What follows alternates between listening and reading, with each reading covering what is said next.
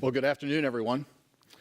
And I'm Keith King. I sit in our Charlotte, North Carolina office. I guess from the earlier presentation from LA County, we're the younger brother or younger sister of LA County, the whole state of North Carolina. That's amazing how big of an organization that is.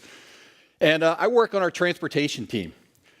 And up until about 8 months ago, it was primarily with state DOTs, but we have expanded our transportation team. We're bringing domain experts in transit, and rail, and airports, and ports as well.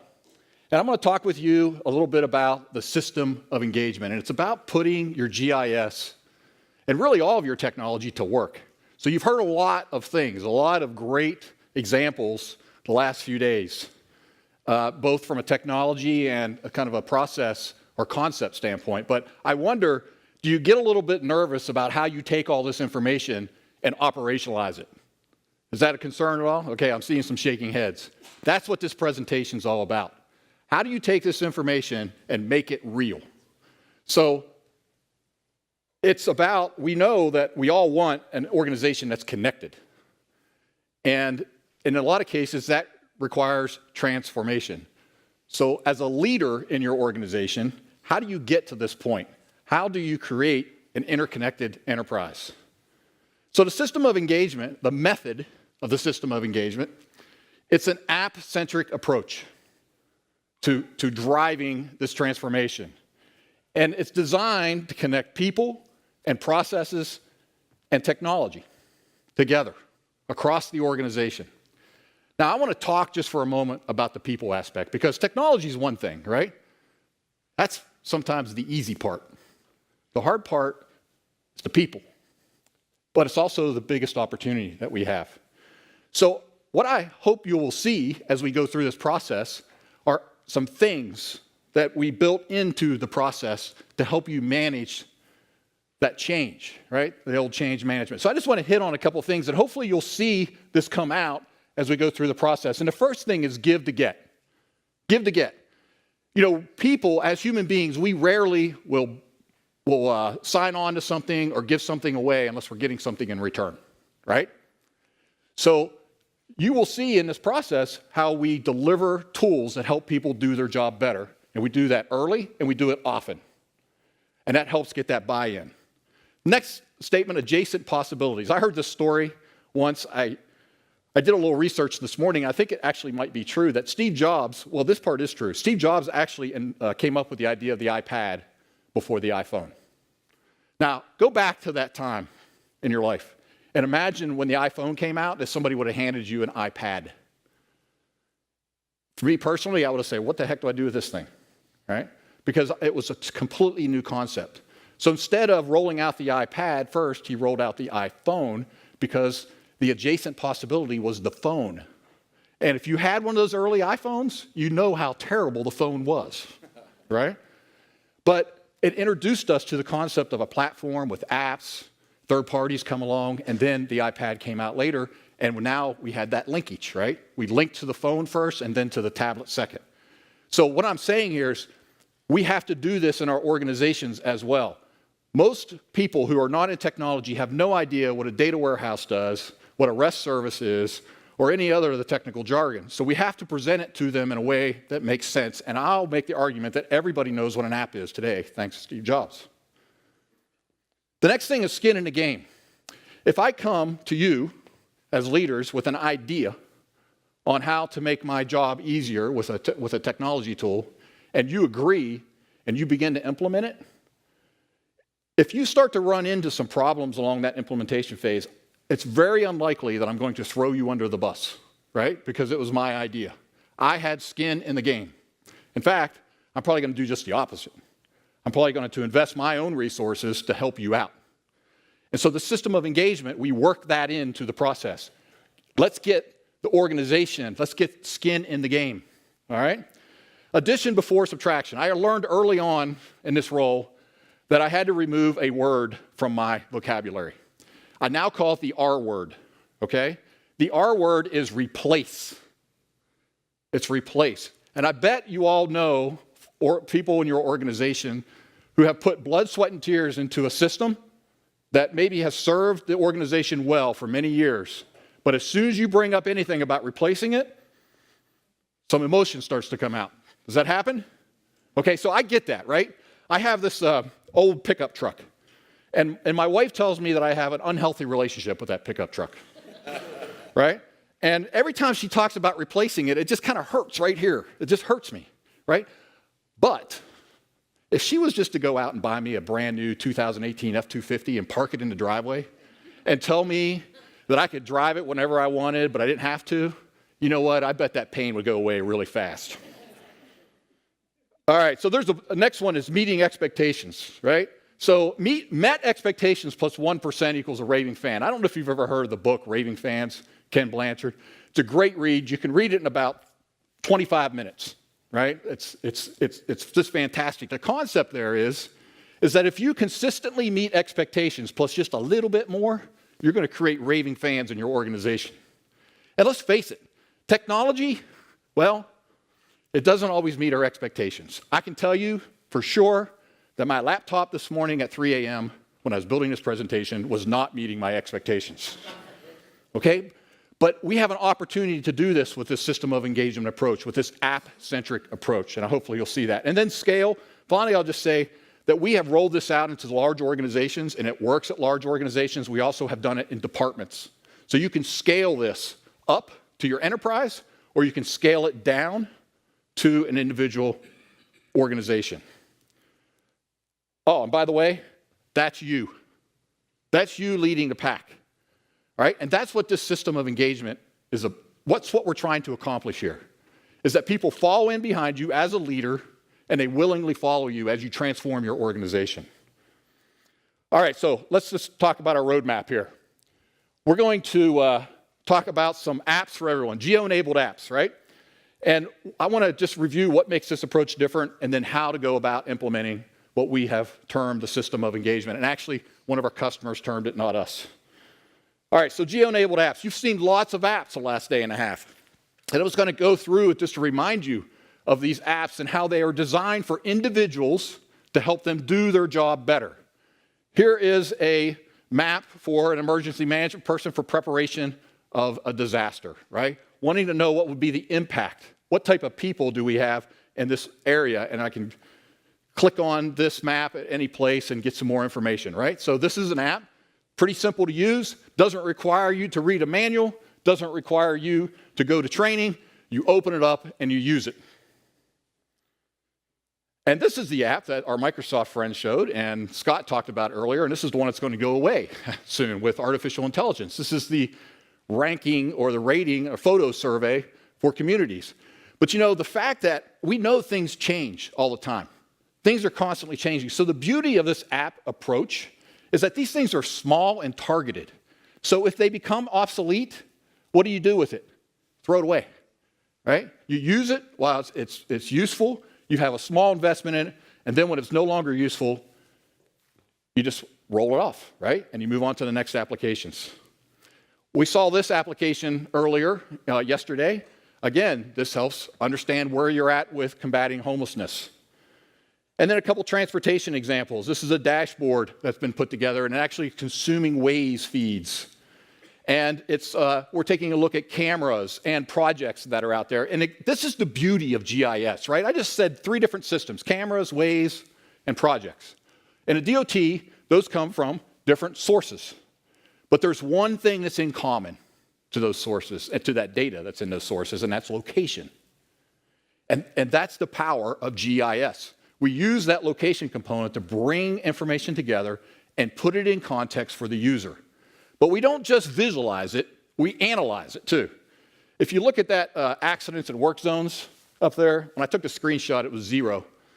And I don't know how many Waze users we have in here, but you probably know if you've used Waze that when you report an accident, you don't specify whether or not it was in a work zone. But we know where the work zones are, and we know where the accident is, so we can do analytics on that data as it comes in, and we can do some math.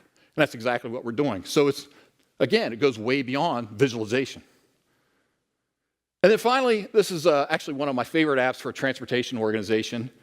And this is a scoping app for engineers. And I want you to look at all this information that's in this white box here on the side. There's some environmental information, some asset information, signals, bridges.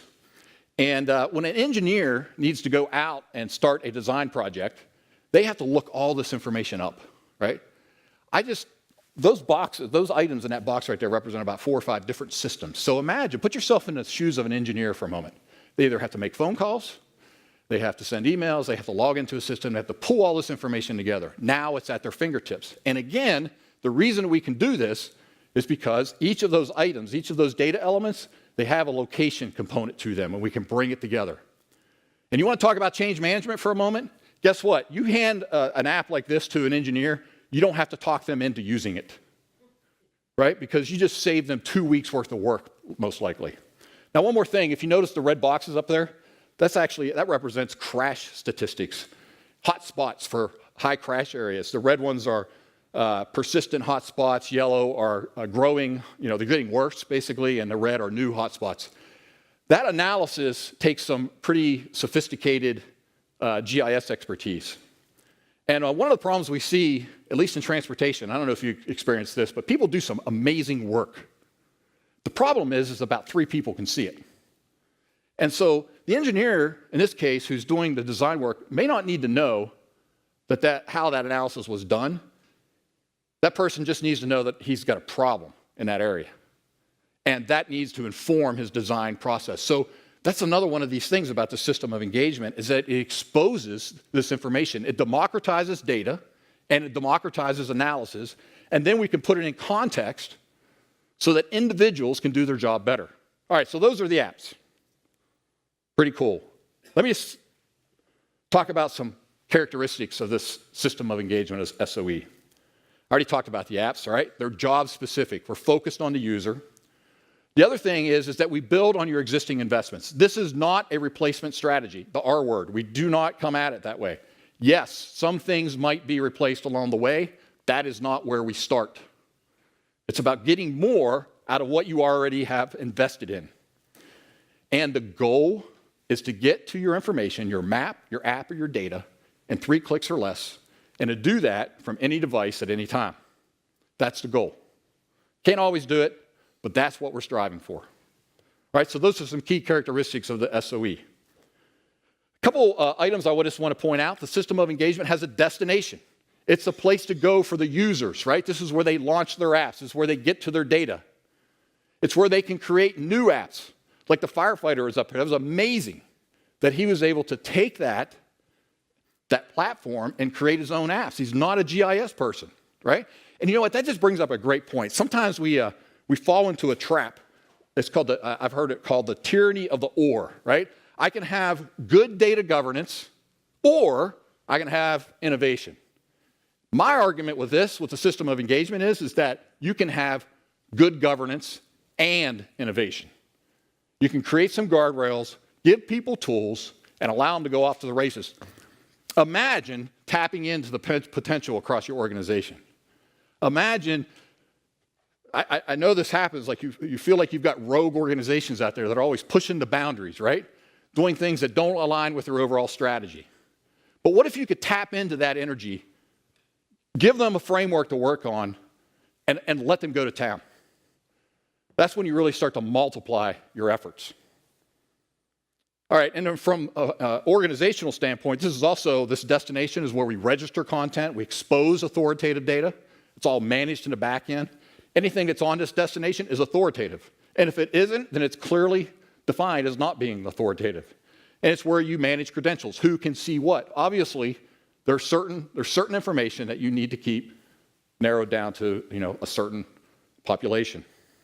The next thing that I want to point out about the system of engagement is this concept. I like to compare our apps to Lego blocks. So think about a Lego block, right? One Lego block, simple. Everybody understands a Lego block. But that Lego block can be attached to another Lego block. In fact, it's designed to do that. And so if you have enough Lego blocks, you can build a big complex structure, right? Well, apps are the same way. Individual app is simple, designed for the user, help them do their job better. That app can be connected to another application. And if you put the right apps in place, you can support a very large and complex workflow that has a lot of different stakeholders. All right, let me show you an example. Florida, Irma. It's come up a few times in the last day and a half. So when Irma went through Florida, Florida DOT stood up this damage assessment, these two apps for damage assessment. Pretty straightforward. The bridge people needed to go out and they needed to do a damage assessment on the bridge. They needed an application to do their job. Right? So that's what this is. You go out to the bridge, answer the questions. As soon as that bridge inspector hits submit, that data becomes available on the right-hand side on the dashboard for the folks back in the operations center. Now, this assumes they're connected, to a cell phone or in a Wi-Fi, but if they're not, then the information gets stored on the phone and it gets pushed later. The point that I'm trying to make here, these are two Lego blocks, right? This is the concept. The people in the field, they don't need a dashboard. They need a mobile app. The people in the operations center, they don't need a mobile app. They need a dashboard. These are two Lego blocks that are connected together. This is the concept that we want to apply to the entire system of engagement. Think about your workflows. What part of those workflows can you carve out and help people do their job better? Knowing that you're not going to solve all the problems in that larger workflow, but you'll get to those later and you'll connect the apps. Okay, so why is this different? Why is the system of engagement approach different? So this is a project or an article from Gartner, and your eyes might go right to the date on this, July 17, 2015, and that's ancient history when it comes to technology, right? And I'd say you're right. But this isn't about technology, it's about the deployment of technology. And frankly, a lot is still very much the same from 2015. I think there's been a lot of improvements, but there's still a lot the same about how technology gets implemented. Now, this particular article, if you go look it up, they were talking about one of the reasons why IT projects have such a high failure rate is because they're overly complex. And the system of engagement is really designed to drive out complexity. Now, you might be thinking to yourself, well, you just told me you can apply this to an enterprise, so right then and there, that means complex. If you're talking about a whole organization, and that's true, right? But let me just show you a couple of ways that we mitigate that risk. And the first one is about configuring versus customizing. Scott provided you, he showed you some of these dashboards and all these tools that are available. Those are configurable apps. You don't need to write code to deploy those apps. And there's hundreds of apps across the board that you can take advantage of. And if you're an Esri customer today, it's very likely you have access to just about all of them. So the idea is, how do you put that to work? The next thing is these focused apps. Talked about this multiple times. This idea that we're not going to boil the ocean with the next IT project. We're going to solve one or two or three problems for a person to help them do their job better. So the idea is you aim small and you miss small. Now you compare that to maybe some traditional ways of doing large IT projects where, maybe the old waterfall method where people gather requirements, go off, do their work, and then come back and roll out the system and everybody hates it. Anybody been a part of that before? Yeah. Well, you didn't miss small, right? You missed big. In fact, I would say that the project failed slow and it failed big. If you take this iterative approach, this agile approach, well, you fail fast and you fail small. And I would make the argument, because these are configurable apps, if we roll out an app and the users hate it, well, what did you lose? You lost maybe 2 weeks of configuration time and, a few hours. But what you gained is you just got closer to what it is that they need, and you reconfigure it, and you take it back to them in a couple weeks. All right, and then finally, build on what you have. I mentioned this a moment ago. So we've talked about users, we've talked about apps, we talked about the destination, and now I want to move down. It's this web services framework. Right? You have investments. You've made big investments into your organization. You have very valuable data in those investments. Let's take advantage of it, right? And you all know what a web service is, right? We're going to connect into those authoritative data sources. We're going to expose that data, and that data becomes the fuel for these apps that I'm talking about. The beauty of this approach is that you do it once, right? You build that roadmap once, and you use that web service over and over and over again. Now, I'm going to put my next slide, I'm going to warn you right now, it's an eye chart.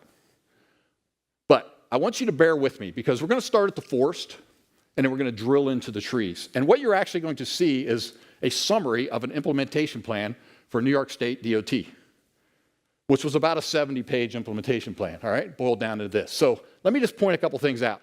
Look along the top there. You see STIP viewer up there? And then you move along the right and it says safety crash analysis viewer. Those are apps. Those are apps that we identified through this process that New York State DOT needed, that individuals needed within the organization.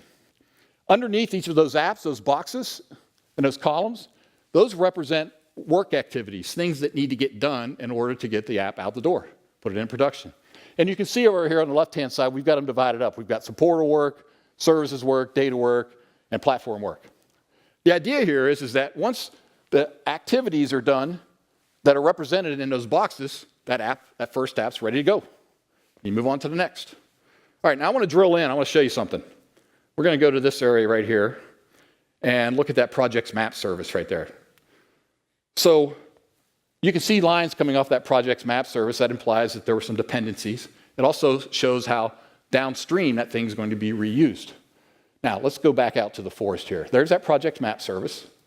Look at that third app over there, that Project Explorer viewer, and notice that is blank. That's blank because we're going to reuse the work that we've already done for the third app. And then if you look further downstream on this plan, look at all that white space. Those next four apps, right? We've got a lot of the work already done. So essentially what we're doing here is not only are we rolling the apps out incrementally, we're building the ecosystem incrementally as we go as well. It's kind of like building the airplane while you're flying it. Right? And that really helps to mitigate risk. Okay, so building an implementation plan. How do you get there? How do you do this?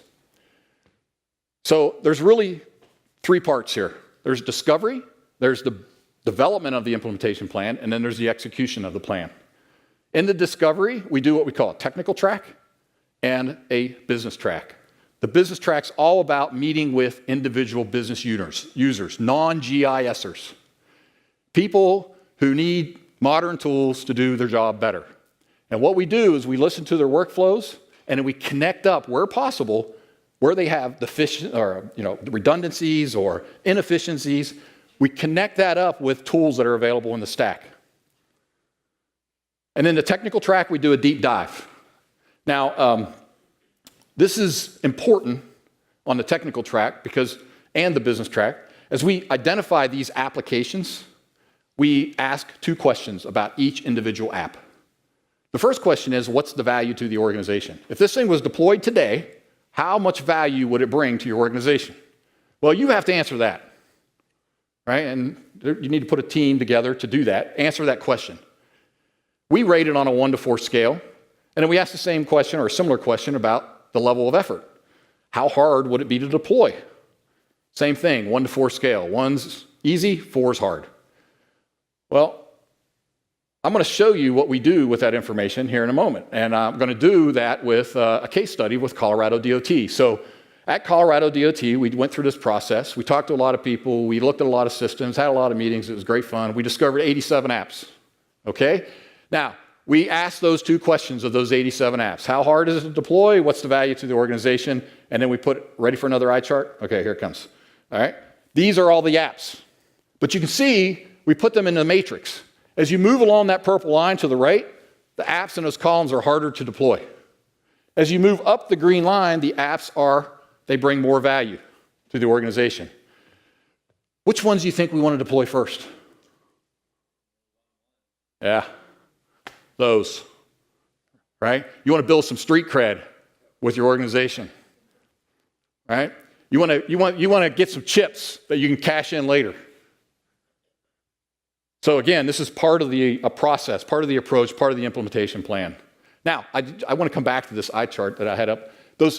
I went from Colorado to New York DOT, but those apps across the top, well, that STIP viewer and filter, that was a low effort, high value app for New York State DOT, which is why it's the first app that we built. Okay, so the implementation plan. What is it? Well, I mentioned earlier, it's people, process, and technology. We do everything from recommend training, recommend organizational structures. Yeah, there's branding considerations for that destination. How do you manage that data? But the point I want to make is, if we're involved in this process, that implementation plan is yours. You can use that however you see fit. Some of our customers have asked us to come and actually do the work. Others have said, this is great, we're going to do it ourselves, and we might ask you to come help us along the way. It's fine. All right, so let me just close out. 3 things I want you to remember about the system of engagement. User-centric. User-centric apps lead the way. The apps are always in front of the technology, and the apps represent the user needs. That way you stay linked up with your organization, right? And you don't run the danger of implementing IT for IT's sake. Build on what you have is number 2. Build on what you have. We're not here to replace anything. And then 3 clicks or less. That's the system of engagement. Thank you. Thank you. Thanks, man.